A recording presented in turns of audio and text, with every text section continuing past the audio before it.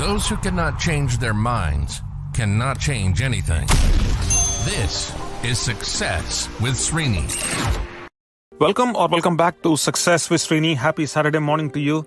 Today's podcast episode is based on a conversation that I had been having with my daughter for a while now, several months now. In fact, several years, but for sure the last few months. She just completed her high school. She's wrapping up and she is going into college. As a part of her college prep, for the last several months, she had been writing applications, applying, choosing programs, applying to schools. And finally now she has the acceptance from multiple schools. She made a choice now. She made a decision to go to a specific college. Now throughout this time, I had been putting my thoughts in front of her. And the point that I took, the line of thinking that I had is, I don't care which program you choose, which college you choose. At the end of the day, you have to become the best in whatever you do. You have to become the only logical choice. That's the level that you need to shoot for. No matter what you do, you will be the most credible professional. You'll be the most reliable professional. You'll be trusted. All these things, they add up for you becoming the logical choice. So that was my point. Now let's take that context for a second and let me explain why I'm saying this. We are now in year 2022, specifically today, May 21st, as I'm recording this podcast.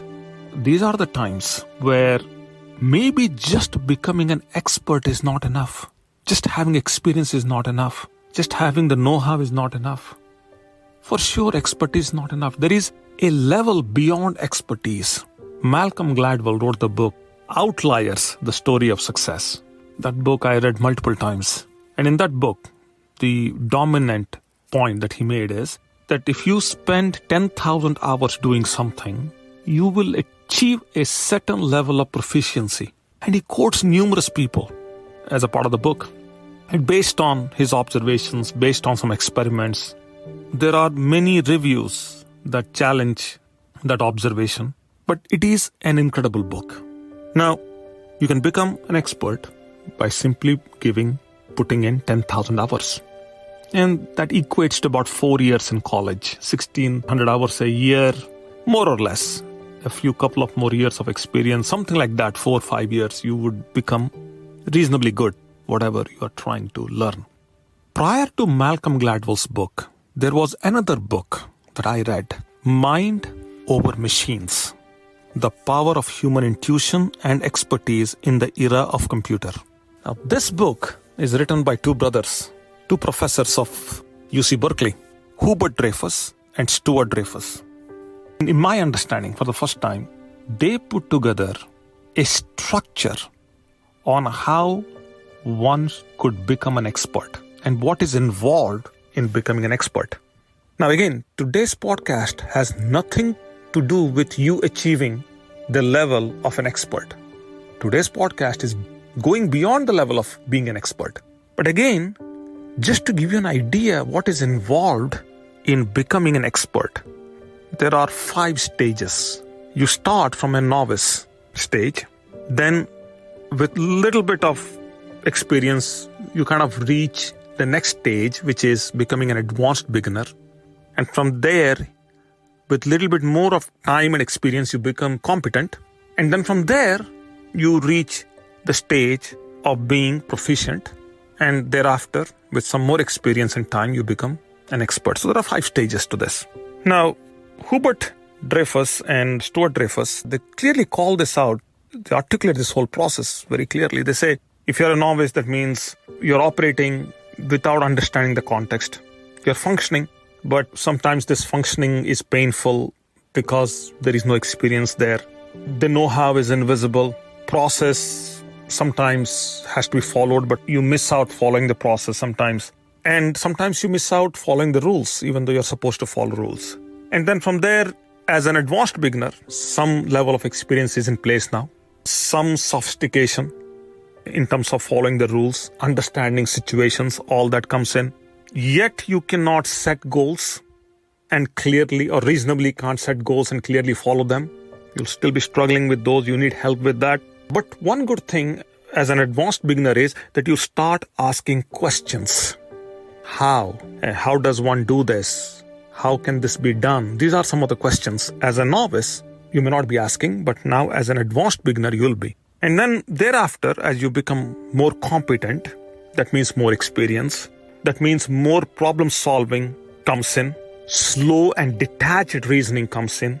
You are making decisions and you are naturally understand the context and the situation. Now from that point, after a few more years, you become proficient. That means now you're using your intuition to make decisions. And you have a deep situational involvement and recognition of similarity. From that point on, with some more experience and with some more time, you become an expert. At this point, you are completely functioning with matured understanding and understanding of the practices. You're using your intuition. You have a whole different level of awareness when it comes to decision making. At this point, as an expert, your performance becomes fluid. So, this is what it takes to become an expert. It takes years. Now, I started the podcast by saying that just becoming an expert is not enough. Why? Well, turns out that we now have more information, more know-how, a lot of things coming at us thanks to technology, and there is a lot of proliferation of information. So, what is that next level beyond just being an expert? Well, it turns out that you need to become the subject. That means when people think about the topic, let's say I do hypnosis, I teach success, I do seminars on self-improvement. Let's take the word self-improvement for a second. When anybody thinks about self-improvement, they need to think about me. So my work and my years of experience and my talent, whatever it is, all that has to qualify. It has to make me almost identical to the word self-improvement. When people think about self-improvement, I am the only thought. My name should be the only noun that should cross their mind. We become the subject. You become the subject in what you're doing. So there is no differentiation. Some people have achieved that level of similarity. When you say freedom, when you say peace, you look Mahatma Gandhi, you look Martin Luther King Jr. You take names, you clearly know what they stand for. That's the level of achievement. That's the level to get to. How do you get to that level? How can you become a subject yourself? Well, in order to do that, the kind of thinking that is necessary, and again, these are my thoughts and these are the points I was driving. I was telling my daughter, you need to keep on testing new ideas. Even long after you achieved your expected level of success in your mind, you need to keep on testing new ideas. You need to study opposing views and ideas. When I say opposing views, if somebody is telling you something that's completely contradicting your line of thinking and your area of work, they also have similar level of experience and similar trajectory. They may not be in line with your value system, but they are also successful. They have a point. I need to be accommodating their view. I need to be willing to sit on the same table that they are sitting and have a conversation. Let them put their point. And I need to be open. I don't need to accommodate them just because I want to. I should be inviting when they are presenting their case. Open to new ideas. Open to opposing views. And then one more pursuit.